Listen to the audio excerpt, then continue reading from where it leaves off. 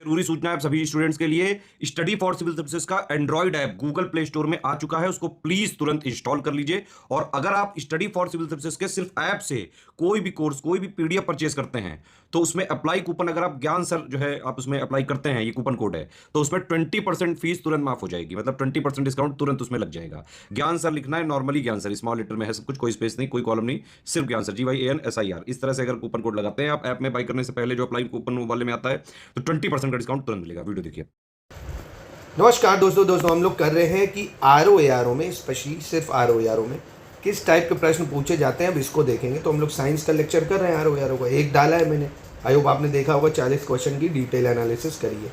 उसी पे बिहाफ पे मैंने आपको बताया कि जो जो टाइप के क्वेश्चन आ रहे हैं उन टॉपिक्स को अच्छे से पढ़ो, क्योंकि साइंस को एग्रीकल्चर से लिंक करके बहुत सवाल बनते हैं ROARO में। तो प्लीज़ आप एग्रीकल्चर, जैसे कौन सा फसल कब होती है, कौन सी फसल का नाम क्या है ना, जैसे पूसा ये कौन सी फसल है, इस टाइप की चीज़ें पढ़ो आप एग्रीकल्चर सेगमेंट से। तो अभी आप और डिटेल एनालिसिस करोगे, इसको 5 वीडियो में कराऊंगा, इसके काफ़ी महत्वपूर्ण है डिटेल एनालिसिस के साथ। अब ये बाइलिंगुअल होगा, पहला मैंने हिंदी में दिया था पर अब बाइलिंगुअल दूंगा, ठीक है। पहले भी जो 40 क्वेश्चन इंग्लिश में बचे वो दे दूंगा आपको। चलिए आज 41 से शुरू करते हैं। कह रहा खेती के लिए फसल चक्र का क्या महत्व है, what is the importance of crop rotation for agriculture. अब देखिए क्रॉप रोटेशन क्या होता है। क्रॉप रोटेशन होता है, अगर आपको पता हो, ये एक ज़मीन है किसी किसान के पास, अभी उसने क्या करा भाई, गेहूँ उगाया, फिर उसने चावल उगा लिया, फिर उसने आलू उगा लिया ना। तो जब अगर वो क्रॉप को रोटेट करता रहता है तो उसकी जो फसल है वो भी अच्छी होती है और काफ़ी बेनिफिट होते हैं। क्या क्या, इसमें उत्पादन में वृद्धि होती है, ठीक है, it leads to increase production. Soil की फर्टिलिटी भी भैया जो है संरक्षित रहती है और सॉइल इरोजन भी कम होता है, मृदा कटाव भी कम होता है। तो ये तीनों सही है भाई, है ना। क्रॉप रोटेट करते रहोगे तो खाली तो छोड़ा नहीं आपने, तो इरोजन भी कम होगा, तीनों सही है। अगला है, निम्नलिखित में से कौन से सूक्ष्म जीव या जैव उर्वरक के रूप में प्रयोग होते हैं। Which of the following micro organism are used as bio fertilizer, virus, fungus, protozoa या साइनोबैक्टीरिया। तो साइनोबैक्टीरिया तो है ही है, साथ ही में अगर ये ना हो ऑप्शन में तो और भी बहुत सारे नाम है। राइजोबियम का नाम सुना होगा आपने, राइजोबियम ये भी यूज़ करा जाता है। राइजोबियम के साथ एजोटोबैक्टर सुना होगा आपने, एजोटोबैक्टर भी यूज़ कर लेते हैं हम लोग। साइनोबैक्टीरिया, राइजोबियम, एजोटोबैक्टर, है ना, तो ये सब यूज़ करे जाते हैं। अगला देखते हैं, कुसुम एक तिलहनी फसल है, इसका वैज्ञानिक नाम क्या है। कुसुम safflower is an oil seed crop, it is scientific name is. तो कुसुम तिलहनी फसल है, इसका वैज्ञानिक नाम क्या है भाई, कार्थमस, कार्थमस टिंक्टोरियस, कार्थमस टिंक्टोरियस। तो आप खुद ही सेल्फ इवेल्युएट कर सकते हो कि काफ़ी कैसे डीप लेवल के सवाल, टफ लेवल के आते हैं। तो SCS का सिलेक्शन मटेरियल ही आपको इसमें हेल्प कर सकता है। फिर वो 3-4 बुक्स का संकलन होता है, एक ही लिस्टिंग आपको जो दी जाती है फैक्ट में, ऐसे आपको ये मेजरली नहीं मिलेंगी जल्दी कहीं कहीं, है ना। तो प्लीज़ इस पर थोड़ा फोकस करिए, आप खुद ही एनालिसिस करके इस टाइप के क्वेश्चन को पढ़िए। अब वो बेसिक सवाल नहीं आते हैं कि सेल किसने खोज की, सेल क्या है, ये सब नहीं। थोड़े टफ लेवल के सवाल ROARO के GS में आते हैं, नो डाउट। आप खुद ही अभी सारे टॉपिक एनालिसिस करवाऊंगा मैं, science, geography, history, miscellaneous, UPG के सब, ठीक है। अब जैसे यह भारतीय कृषि अनुसंधान परिषद के निम्नलिखित तकनीकी परियोजनाओं पर विचार कीजिए, आरंभ के वर्ष के अनुसार कालानुक्रम में लगाना। आप देख रहे हो कितना डीप लेवल का सवाल है। ये आपको प्रोजेक्ट सेट करने क्रोनोलॉजी में, नेशनल एग्रीकल्चरल इनोवेशन प्रोजेक्ट, कृषि विज्ञान केंद्र, नेशनल एग्रीकल्चरल टेक्नोलॉजी प्रोजेक्ट और लैब टू फील्ड प्रोग्राम। और देखिए ऐसा भी नहीं था कि ये लेटेस्ट की है, काफ़ी पुरानी स्कीम थी। तो इस तरह से भी एग्रीकल्चर पे बहुत ज़्यादा फोकस करता है ROARO, डायरेक्टली इनडायरेक्टली बहुत सवाल आते हैं। तो नेशनल एग्रीकल्चर इनोवेशन प्रोजेक्ट 2006 में आया था, कृषि Vigyan Kendra 1974, national agricultural technological project 1998, lab to field programme 1989। अब इसको 99% लोगों ने गलती करा होगा, आप भी कर रहे हो, कोई दिक्कत नहीं। इस टाइप की चीज़ें लोग नहीं फोकस करते हो, इतना नहीं याद रहती, ठीक है। तो इसमें परेशान भी नहीं होना। आपको 140 में से बस 85 से 90 क्वेश्चन को टारगेट करना है, वो आराम से हो जाते हैं ऐसे सवाल। चलो अगला आ गया, जौ के अंकुरित बीजों के किण्वन से बने शराब को क्या कहते हैं। ये तो आपका फेवरेट सवाल आ गया आप लोगों का, कई लोगों का। Liquor made by fermentation of germinated seeds. कहते हैं अरे यार दोस्त भाई, बियर है, जौ का पानी है, इसमें कोई नुकसान नहीं। कोल्ड ड्रिंक से वैसे अगर मैं आपको बताऊं तो बियर वैसे कोल्ड ड्रिंक से कई ज़्यादा अच्छी होती है। हालांकि उसमें नशा होता है तो लोग अवॉइड करते हैं, मतलब माइन्यूट सा नशा कहते हैं होता है, मैंने तो कभी पी नहीं, पर हाँ कहते हैं कि कोल्ड ड्रिंक से ज़्यादा उसके फ़ायदे हैं, ये फैक्ट बात है। तो बियर को फर्मेंट करके बनाया जाता है, इसका आंसर बियर है, ठीक है। अगला है, नासा के किस अंतरिक्ष यान ने चंद्रमा पर जल के होने की पुष्टि की है। Which space craft of NASA has confirm the presence of water on the moon. तो आपने पढ़ा होगा ये नासा का जो आया था सोफिया, कौन सा सोफिया मिशन। हालांकि ये मिशन 2007 में लॉन्च हुआ था, पर हाँ न्यूज़ में बना हुआ था क्योंकि ये एंड हुआ था 2022 में, इसलिए ये पूछा गया था। ठीक है, तो इस तरह की साइंस एंड टेक से लेटेस्ट में करंट में सवाल आ जाते हैं। अगला है सूचना प्रौद्योगिकी की, एक सेकंड, सूचना प्रौद्योगिकी की शब्दावली जिसे उपयोगकर्ता के ईमेल का पता ज्ञात करने के लिए प्रयुक्त करते हैं वह है the term of information technology which is used to find the email address of the user is. तो ये कंप्यूटर का सवाल था, इसको फिंगर कहते हैं। क्या कहते हैं? फिंगर। अगला सवाल है निम्नलिखित में से कौन सा लौह धातु के क्षयकरण में आवश्यक है? Which of the following essential in the corrosion of iron metal. तो कोरिजन भैया जंग वंग आपको पता कैसे लगती है, लोहा है बहुत टाइम तक भैया खुला रहता है, उसमें पानी पड़ता है तो ऑक्सीजन और मॉइस्चर की कमी है ना, ऑक्सीजन और मॉइस्चर की वजह से उनमें जंग लग जाती है, कोरिजन लग जाता है।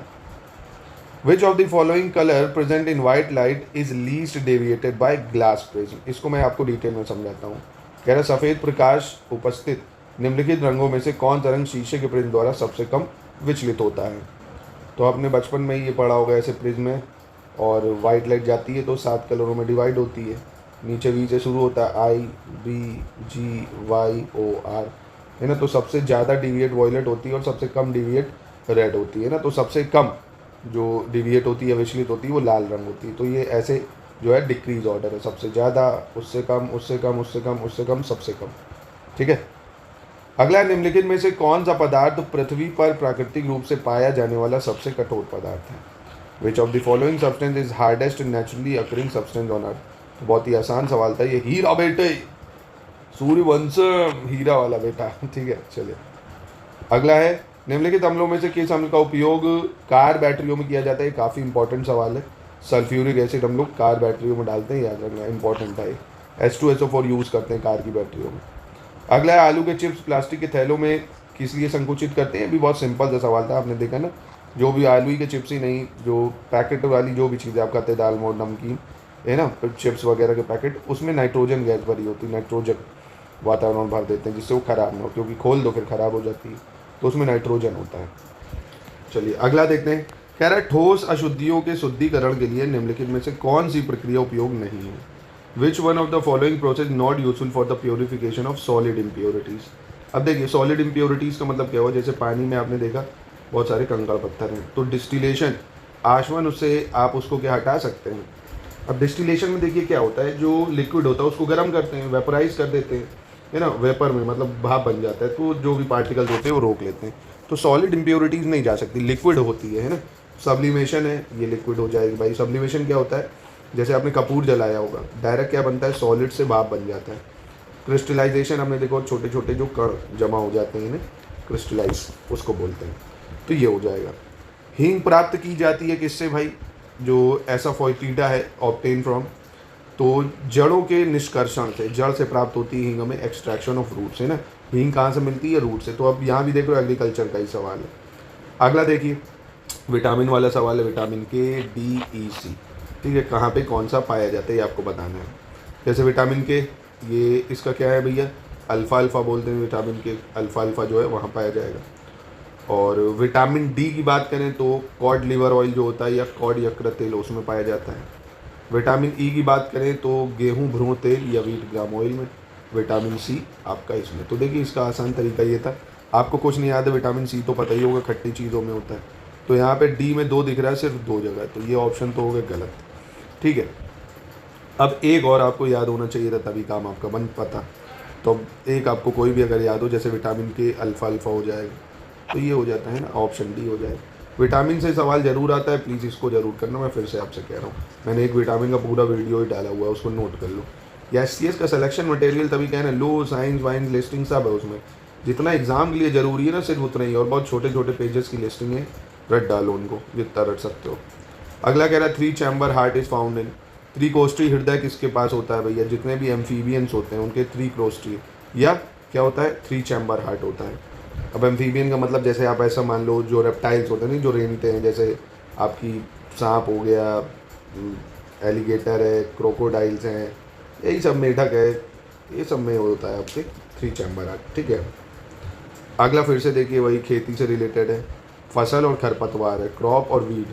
जैसे गेहूँ में फिलेरिसिस माइनर खरपतवार लगती है, फिलेरिसिस माइनर।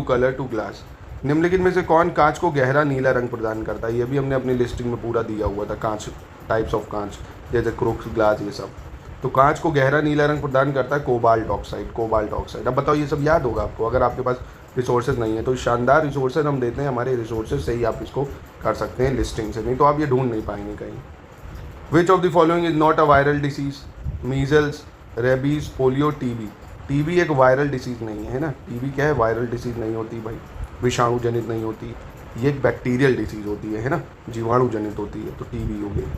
अब देखो इसमें कह रहा है which of the following vitamin is present in the presence of sunlight. तो ये हम लोग कर चुके हैं, सूरज में विटामिन डी होता है भाई। सूरज में कौन सा विटामिन होता है? Vitamin D. और इसका नाम क्या होता है? क्लासीफेरॉल। ये भी याद रखना, पूछ लेता है, क्लासीफेरॉल। और विटामिन ई क्या होता है? टोकोफेरॉल। क्या होता है? डी है क्लासीफेरॉल, ई है टोकोफेरॉल। के कौन सा है? फाइलोक्विनोन। नाम भूल जाते होगे तो बता देता हूँ, PHYLOQUINON, फाइलोक्विनोन। ए पता ही होगा, रेटिनॉल होता है। अगला, the device based on electromagnetic induction is. विद्युत चुंबकीय प्रेरण पर आधारित डिवाइस कौन है? गैल्वेनोमीटर, पोटेंशियोमीटर, डायनमो या इलेक्ट्रिक मोटर। तो बहुत ही आसान था। इलेक्ट्रोमैग्नेटिक इंडक्शन विद्युत चुंबकीय प्रेरण पर डायनमो करता है, क्योंकि जो इलेक्ट्रिक मोटर होती है विद्युत चुंबकत्व के सिद्धांत पे काम करती है। ठीक है। Which of the following scale of temperature does not have a negative value? ताप के निम्नलिखित में से किस पैमाने में ऋणात्मक मान नहीं होता है, ये बताना है आपको। तो आपने पढ़ा ही होगा भाई, अगर केल्विन तापमान है, इसको आपको सेल्सियस में बदलना है ना, तो आप इसको क्या करना पड़ेगा? 273 घटाना पड़ेगा, और सेल्सियस को केल्विन में करने के लिए 273 ऐड करना पड़ता है ना। तो कोई भी टेम्परेचर नेगेटिव नहीं होता केल्विन। ठीक है, does not have negative value, याद रखना। ठीक है, केल्विन क्योंकि -273 डिग्री सेंटीग्रेड को ही केल्विन माना जाता है, वो जीरो हो जाता है ना, जीरो केल्विन, तो इसलिए इसका ऋणात्मक मान नहीं होता है। अगला कह रहा है the ratio of kinetic energies of two object of equal mass is 4:9, then the ratio of their velocities. तो बहुत ही आसान है, काइनेटिक एनर्जी का आपको फॉर्मूला पता होगा, 1/2 mv² होता है भाई, निकाल लो। दो ऑब्जेक्ट की काइनेटिक एनर्जी दी, एक की 4 दूसरे की 9 है ना, तो 1/2 mv1², यहाँ हो गया 1/2 mv2²। ये काट लो, ये किसका स्क्वायर है भाई? 4, 2 का, 9 किसका है? 3 का, यहाँ से हटा तो 2:3 आ गया। सिंपल सवाल। अगला सवाल कह रहा है ऊष्मा की इकाई निम्नलिखित में से कौन नहीं है? Which of the following is not a unit of heat? तो सेंटीग्रेड साफ साफ दिख रहा है, ये तापमान की होती है, टेम्परेचर की होती है। ठीक है, बाकी कैलोरी, अर्ग, जूल ये ऊष्मा या हीट की होती है। और आपको पता होगा heat is a form of energy, तो कभी एनर्जी भी लिखा हो तो वो भी सही होगा आंसर। अगला कह रहा है निम्नलिखित में से कौन सा पदार्थ शाकनाशी है? क्लोरोपाइरोफिस, कार्बेंडिज्म, किनोल्फोस या ब्यूटाक्लोर। ये भी काफ़ी डीप लेवल का सवाल है। शाकनाशी या हर्बिसाइड नहीं है, ब्यूटाक्लोर है ना। तो काफ़ी साइंस का टफ सवाल है, आपको साइंस में मेहनत करनी पड़ेगी। निम्नलिखित में से कौन सा बहुलक जैव निम्नीकृत नहीं किया जा सकता है? Which of the following polymer can not be biodegradable? Cellulose, starch, protein या पीवीसी। तो पीवीसी जो होता है दोस्तों, ये बायोडिग्रेडेबल नहीं होता है। ठीक है। अगला, विच of the following not correctly matched? Aluminium की ओर बॉक्साइड, कॉपर की कह रहा है सिनेबार, ये गलत है। मरकरी की ओर होती है सिनेबार, अगर आपको पता हो। सिनेबार किसकी ओर होती है? मरकरी की। कॉपर की तो बहुत ही आसान है, चाल्कोपाइराइट, चाल्कोलाइट ये होती है। जिंक की कैलामाइन और आयरन की हेमेटाइट। तो ओर्स भी जरूर याद रख लो, आज एक टॉपिक में दे रहा हूँ, ओर्स, एलॉयज। ठीक है, इनको ज़रूर याद रख लो। Brass, bronze, gun metal, stainless steel, ये सब भी पूछते हैं बहुत। निम्नलिखित में से कौन सा युग्म सही सम्मिलित नहीं है? ये तो अच्छा हो गया। अंतिम सवाल देखते हैं आज का। समुद्री घास निम्नलिखित तत्व का मुख्य तथा महत्वपूर्ण स्रोत है, ये बताना है। Sea grass is the main and important source of which of the following element? तो सी ग्रास में आयोडीन होती है, समुद्री ग्रास में सबसे ज़्यादा क्या होती है? आयोडीन। ठीक है, तो यहीं पे करते हैं समाप्त। कम करिए, अच्छे से डिटेल एनालिसिस मैंने आपको करा दी, क्वालिटी पे फोकस करिए ना। ऐसे ही आपको अभी 2-3 वीडियो में और इसको ख़त्म करा दूंगा। 200 से 250 सवाल होंगे, और डिटेल एनालिसिस करके आप समझ रहे होंगे आपको किन टॉपिकों पे ज़्यादा फोकस करना है, कि एग्रीकल्चर से रिलेटेड साइंस और थोड़ी डीप लेवल की साइंस पे ज़्यादा फोकस करना है आपको।